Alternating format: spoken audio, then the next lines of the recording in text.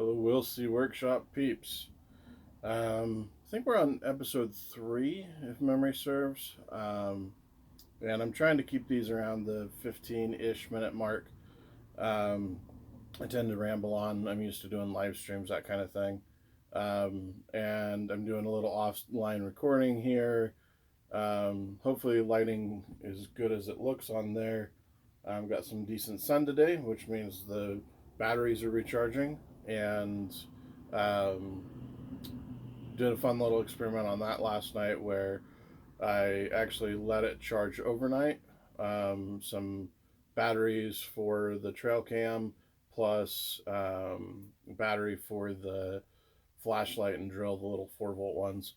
I think I went over those in episode 1, maybe 2, not sure. But today we're going to focus on solar.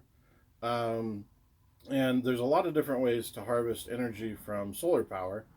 Um, and the two main ones are the first one everybody thinks about is photovoltaic. You get a solar panel, you position it to the sun, and then you plug it into your battery, and you store the energy that way.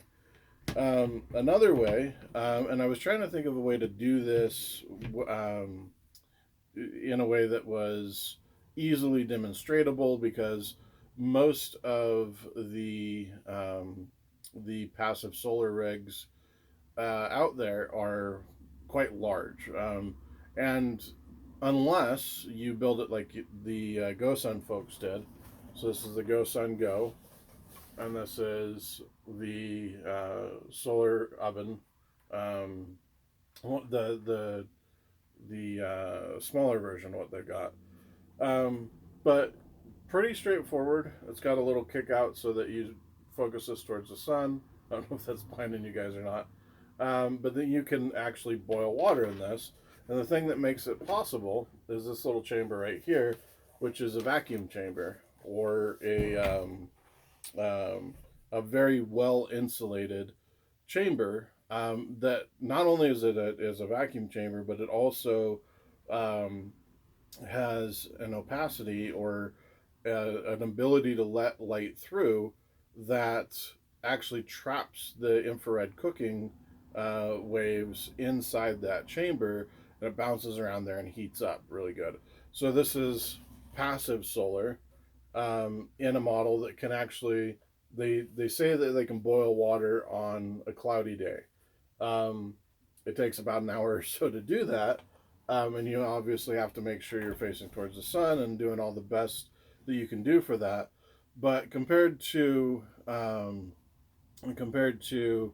what it would cost to put solar panels up, run those solar panels into a battery, um, run that battery into an inverter, and then this is actually just DC charging this, but this is an inverter for up to 100 watts, and then boiling water with 100 watts. It takes a lot of time and energy, and so as I'm doing this eightfold power project, I'm beginning to look at, okay, so what are the elements, and I didn't bring my sheet of paper in with me. But let's just see if we can remember them, and if not, I'll put it in the comments or refer back to the first video where I outlined all of them. But you basically have battery power, DC. That's a storage, but also can flow the energy to it. Then you've got AC. You've got gas. And gas can actually be used to generate AC or DC wattage. Most of the time when we're doing power, we're finding a way to put it back into electricity, which in the case of DC, is if we keep it in DC, we actually save a lot of power. But when we actually convert DC, if I was running into the AC port here and then turning that back into DC, I'd actually be losing a lot of power in the conversion mechanics of it and the stuff that's designed to flow through that. Um, so just keep in mind that if you can go straight DC to DC, like for instance, the lights overhead are um, they're LED lights, as is this, but this runs off of a USB directly, and that means that I'm not wasting slash using slash losing power when I'm converting from DC to AC back to DC again. And that was one of the things that I didn't really understand at the beginning of things. Um, I was like, okay, what do I got to do to use this battery power, right? Um, Another example is this wireless speaker here. I've got it plugged in to um, I've got it plugged into the surge protector, which is plugged into the AC from the house, the alternating current from the house. But then that surge protector is converting it back to DC power to charge the battery on there through the USB mini or micro. Uh, I forget. It's the USB B tab. And then they've got the fast charging to the USB C and the rest of that. We're trying to focus on solar today. So I started my solar experiments in the middle of winter in Utah. Um, it hasn't snowed a lot, but it has been cloudy and overcast, and we've had a lot less sun. In fact, in the summer, the sun basically goes like right over top of my house, and now it's actually way over here. So when it goes over, it's like way over here, and so that has a completely different solar profile for the house, as well as the garden and other things. So I got to thinking, I was like, okay, how do I, if I can't, and one of the things for photovoltaics is you need a lot of intensity or UVI. So you need a lot of solar intensity to actually get those devices to kick on. It's a little dimmer out, but looks like we are flowing from the batteries. So the batteries, when I got out here, were at about 12.1. I've got uh, I've got a solar panel on the roof. I've got one in the bathroom because I don't have the workshop hooked up to plumbing yet. And then this time of year, it's difficult to do. And then I've got another that is facing mostly south. It's sitting outside. Currently, where we're located is pretty high traffic. So if somebody was going to try to take off with a solar panel, I didn't want to make it easy for them to get all of them. And they're not super expensive solar panels, anyways. They're only 25 waters. As I said, I got that kit from Harbor Freight, and so just about I would say probably about an 3 hours or so of charge is topping the battery off back to 12.6 ish. As I said, I ran it down to about 12.1 for DC volts. Um, and that's just a little lead acid battery. I'm pretty sure I showed it in the last one. Um, but it comes down to energy storage versus energy usage. Now, one of the best inventions that we've got out here now are these little lithium ion power packs. Um, I was thrilled when I got this one, this Ryobi one, um, so that I could take that energy from those Ryobi batteries, which are it's a really good system they've set up. They charge quickly, they discharge slower, um, and they pack a lot of power into them. Especially for small electronics like phones, tablets, that kind of thing. This little lantern, those kind of things, they run forever off of them, and doesn't take a lot of power, especially when you're going DC to DC. But that's part of the trick is harvesting the energy. So like the solar panels are out all day long, every day, and it goes into this battery and ideally tops it off to about a 13.1 ish charge, and maintains it at or near that. And then when I need to draw power from it, I've got a full volt bandwidth basically to draw the power from there. They're supposed to have um, they're supposed to have low voltage shutoffs and things like that. Those are different elements as you get these upgrades. And then there's a solar charge controller that goes into um, that basically, as it sounds, it lets you manage the solar power. Um, you can turn the whole system off. You can do these other things. All of my stuff right now is manual. As I said, I got the cheapest um, version that seemed complete that I could find. That was through Harbor Freight. Cost me about $300 for battery plus inverter plus all the dongles plus the panels. Um, and I think that was on a special kind of thing. But I didn't want to spend a whole hell of a lot on it.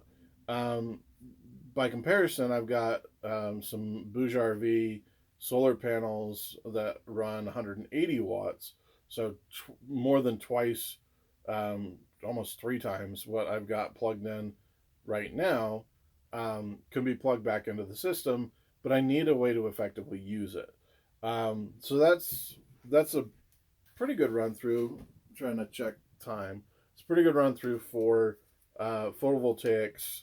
Um, just think solar panel, cable, battery, uh, inverter to turn it from AC or from DC to AC, or just a way to plug in like basically this gets charged up with sunlight, and I can carry this around, plug in my uh, 1 amp or 2.1 amp device into this.